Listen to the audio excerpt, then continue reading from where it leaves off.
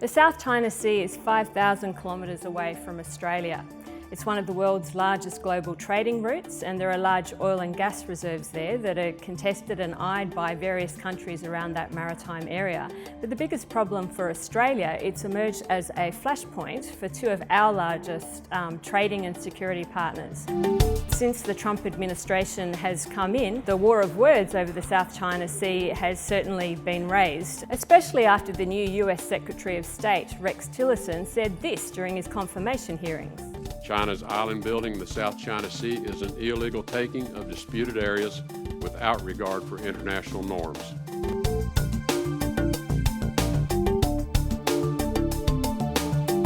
The Trump administration has since dialed back the rhetoric and has said that dialogue is the proper means for resolving disputes.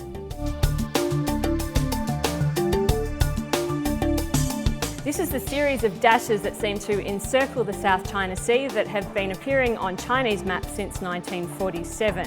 And they say that it highlights China's historical maritime claims to this area. The main groups of islands that you'll be hearing about have been the Scarborough Shoal and the Spratly Islands. The Spratly is about 500 miles from China. The Scarborough Shoal is probably seen as closer to the Philippines and was forcibly seized in 2012 by the Chinese from the Philippines. So what's got everyone so upset?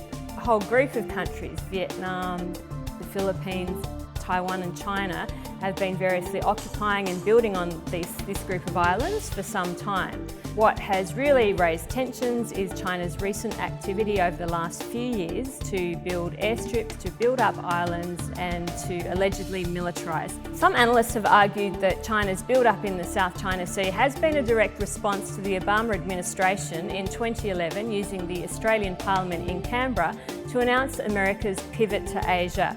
As a Pacific nation, the United States will play a larger and long-term role in shaping this region and its future. A year after China seized control of the Scarborough Shoal, the Philippines lodged a dispute with The Hague to try and determine once and for all this Chinese claim of sovereignty based on the 9-dash line. In 2016, The Hague finally delivered its verdict, dismissing any Chinese historical claim to the South China Sea and criticising the Chinese government for the environmental damage that had been inflicted on the islands by this land reclamation activity. The Chinese government dismissed the Hague ruling as illegal and said it would ignore it. And in the Philippines, a change in the Philippine government has seen a dramatic change of events. The new president has drawn closer to China and has said that he would like to see the dispute resolved in negotiations between the two countries.